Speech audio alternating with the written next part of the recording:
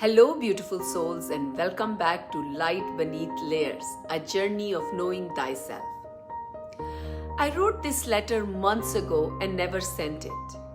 It was not meant to confront, accuse, or reopen old wounds. It was simply my way to listening to my heart, of making sense of a pattern that no longer serves me.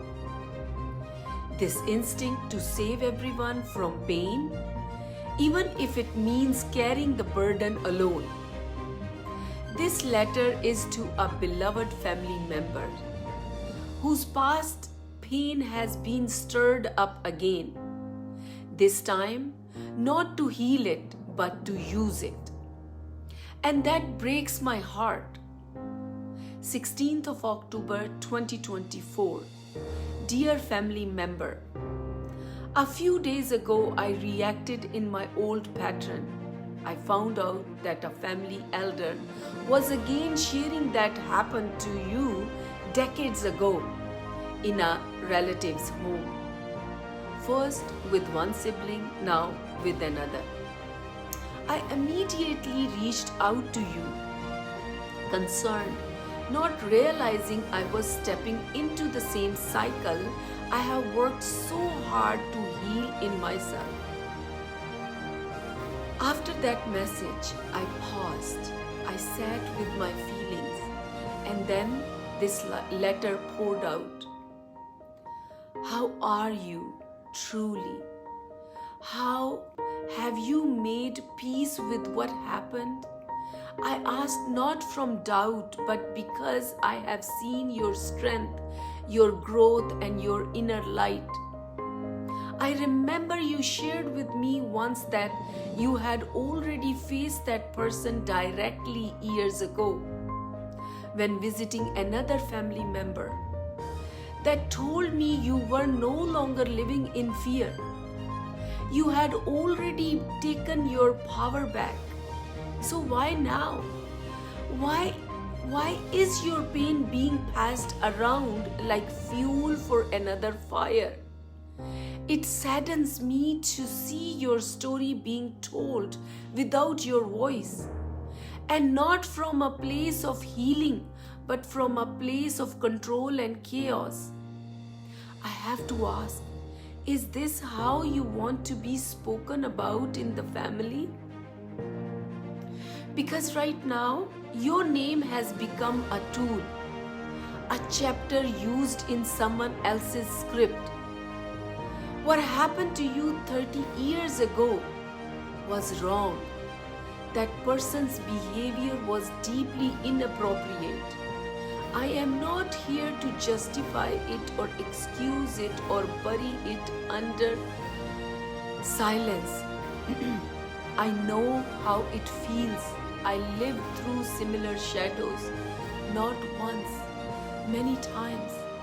And I healed not by screaming or exposing, but by turning inward and meeting myself with truth, grace, and love. That is the healing I hope for you too.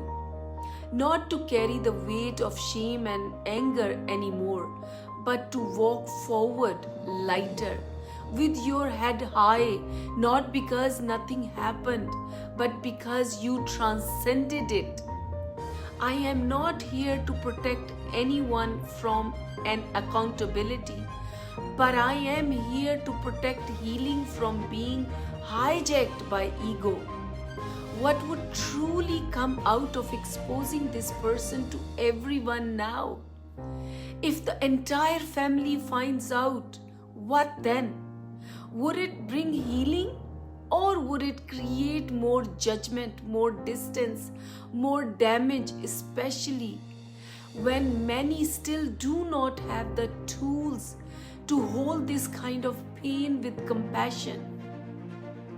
What if instead of punishment, we imagine redemption?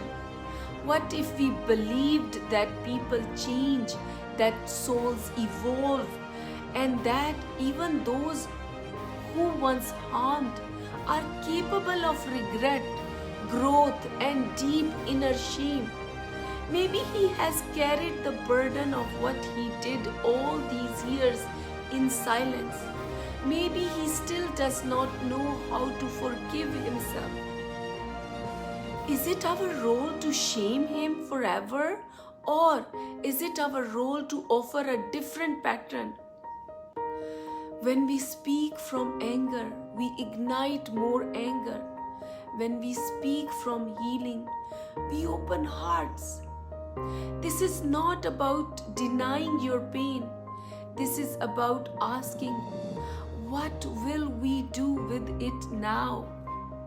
My pattern has always been to get involved, to fix, to rescue.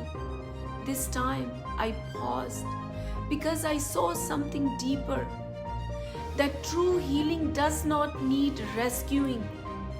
It needs space, grace, honesty, and a whole lot of compassion. If this story is shared, I pray it is shared from a place of peace, not as revenge, but as release. Not to break families apart, but to break cycles of silence with love. I still do not know if this letter should even be sent.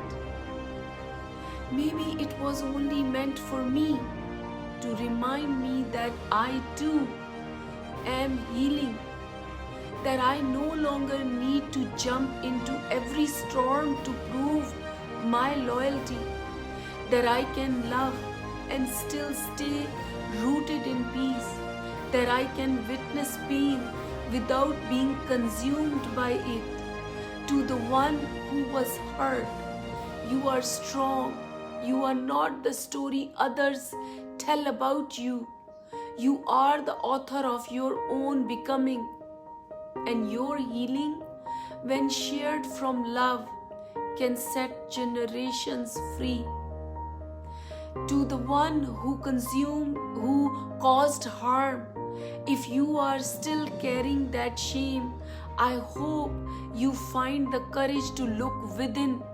The universe always provides a way back if we dare to walk it.